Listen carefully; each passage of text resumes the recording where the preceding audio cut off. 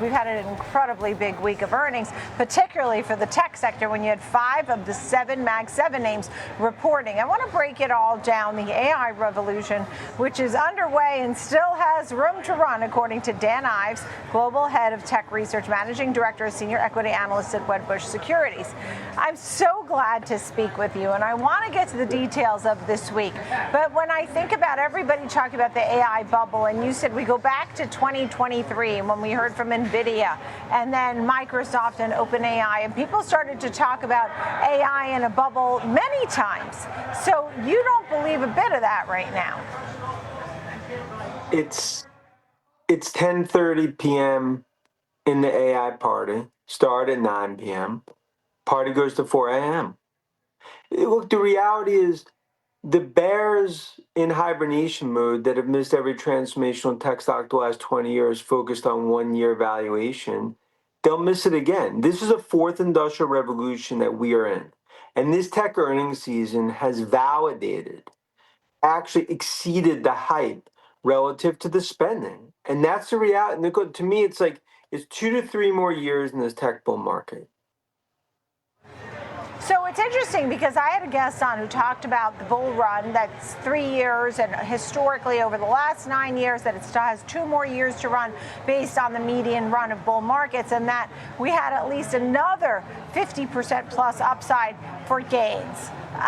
What say you about what kind of gains we can see, whether you're using a specific stock to represent those gains? Is it a percentage on the NASDAQ? What kind of gains do you think we can see when we've already run up 92% in a bull market rally, and more so for some of the tech names? Yeah, but Nicole, my view is this is a true fourth industrial revolution. You have more tech spending in the next 2 years than you've had the last decade.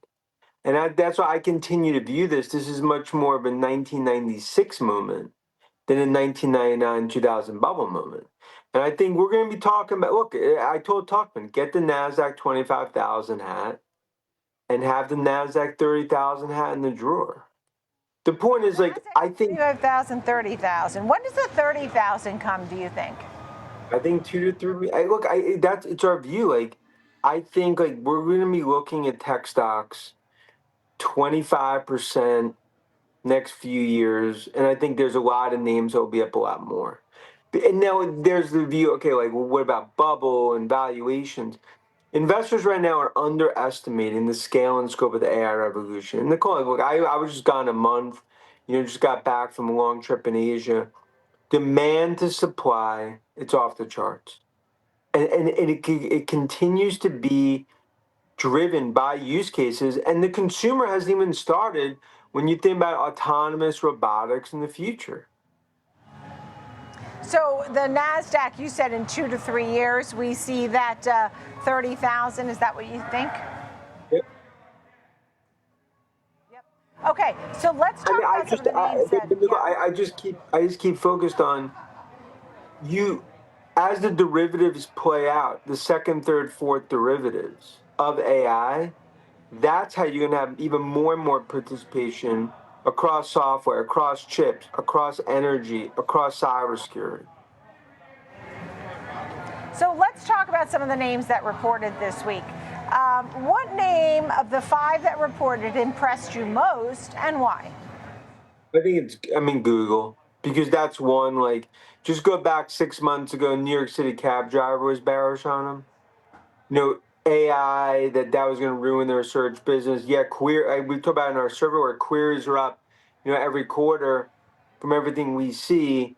And especially when you look what's happening on the cloud side, Google Cloud, they're just massively monetizing as more and more of these use cases move up. And that's why you could look at a stock that has 40-50% upside, over the next year as it plays out, as well as also winning the DOJ case. It's going to give them the clearance, not just do acquisitions, but I ultimately think they'll partner with Apple. That's going to be their exclusive partner when it comes to, AI for Apple. So how do you make money on that potential partnership with Google and Apple? Do you buy both of the names? You buy both. To me, that's if there's a large cap trade, you own both, because Apple Look, without AI, the stock gets to 300. But if you start to actually monetize, you actually have like a legit AI strategy with Google now. Gemini is a partner, given DOJ has been cleared. I mean, that's how you get Apple to a $400 stock. As that all plays out, and that to me is the 1-2 punch with Google and Apple. One conversation that I've had a lot with folks is about the return on investment, the spending that we're seeing, the circular investing of all these names. And that, for example, Meta, now looking at the balance sheet and that they had a $25 billion bond offering, there's debt in the capital structure, that the capital structure is changing for some of these names. Does that worry you? And if so, how much? But it doesn't, because it's like, look, you have $1 trillion of cash from big tech companies in the balance sheet. They generate 300 to 400 billion a year in cash flow. And when you look at Meta, like, I think that stock was way sold off because you want to see them increase on CapEx. This is an AI arms race. Zuck right now is wartime CEO. When you think about the stock selling off because numbers come down next year, or whatever it may be, and that's short-sighted. I think that continues to be the move, and that's why you're going to continue to see worries, whether it's bubble, whether it's circular financing, like whether from OpenAI or Nvidia. The reality is you're building out you're essentially building out a new economy for consumers and enterprises, as well as also for the first time in 30 years, the U.S. is ahead of China when it comes to tech. Yeah, well, China doesn't want that, that's for sure. And, it's an arms race. That's what it is, the AI arms race. I know you have buy ratings and targets on Amazon, Google, Microsoft, Meta, Apple, and Palantir. I think you had outperforms on all of those. Correct me if I'm wrong. With Palantir, it faltered for a while. There were a lot of questions, and there was some heavy trading in late August. And then it came back in favor. What changed, and why are people back on board with Palantir? The haters hate. I mean, the reality is the bears were yelling when it was 15, screaming from the mountaintops at 50, yelling fire in a crowd theater at 100, and so on. Because like that, look, the view is that they continue to underestimate what this company is doing. And that is the future. There's no better company that's really changing, I'd say, almost the technology landscape than what Karp and Palantir have done. Let me ask you about Nvidia, because we know we had the President Trump presidency meeting. How did you view that? Do you feel that Trump came out on top, or she came out on top? At the same time, there was talk that China would receive chips, not Blackwell chips. And I think we have Jensen Huang sort of clamoring about that a bit. What does that mean for Nvidia to you? Is that a big deal, a really big deal? Yeah, well, you needed the trade framework, right? I mean, now it's a green path, right? Because you needed to kind of the rare earth thing. I think China definitely had a misstep there, but now as it all plays out, I mean, this is going to set the path for not just Nvidia, but I believe AMD as well. I think they will be able to sell into China. That will be part of the negotiations, because there's one chip in the world fueling the AI revolution, that's Nvidia. But in terms of the broader tech trade, that black swan scenario is off the table. I mean, Trump's going to be going there in April, and it speaks to I also think Trump administration has a very good understanding of the tech ecosystem, the AI build out. And that's why having Jensen on your right, having Karp, having Nadella, I mean, you're talking about these are really the advisors for Trump, and that's a very good thing. And I've had a guest on who talked about this administration being so supportive of tech, bringing the tech leaders together, encouraging collaboration. It's sort of the U.S. versus China versus the companies against each other. I know there was a time early on that everybody thought tech was going back into the Stone Ages briefly when Trump first came on.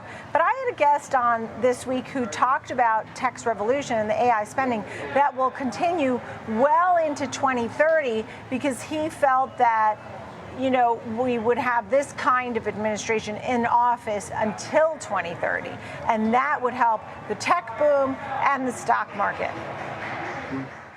I mean, look, this is year 3 of an 8 to 10 year build out. And under this administration, the next 3 years, I mean, it's a Goldilocks scenario for big tech. And I think for tech companies, especially like we'll see more and more less regulatory. I think we're going to see less regulatory on the autonomous side. You're seeing obviously a lot of innovation build up because the reality is that China, they're not slowing down. Like they're going to continue to significantly build out. And I've seen that firsthand. So it is an arms race. And I think administration is as tech friendly as you could be. But that's a great thing for the stocks. And that continues to really be my narrative. Yeah, just quickly, Tesla. We're going to hear from Nvidia and Tesla too, but your thoughts on Tesla? Where do you stand on Tesla these days? I mean, look, I was at $600 base case, $800 bull case. Musk will get approved for the $1 trillion pay package, as well as also they'll get the XAI stake. They become more and more of an AI play. And I think now Musk, wartime CEO, really focused on driving Tesla into the next chapter. It's all about robotics. Okay. As well, to me, robotics and autonomous, that continues to be why you own Tesla. Right. Best physical AI play along with Nvidia. You're bullish on all the Mag 7 names and Palantir. And last but not least, the OpenAI potential IPO. Your thoughts on that? Does that happen? Is the valuation correct? What do we need to know? We'll see as it plays out, right? The golden child continues to be Altman in terms of the AI build out. And I think everything that OpenAI is doing is the smart strategy. They're planting flags, Nvidia, AMD, Oracle, and more they build the stack. And I think that's the right strategy. We'll see what happens on the capital market side. But look, it's a golden age for tech in the US.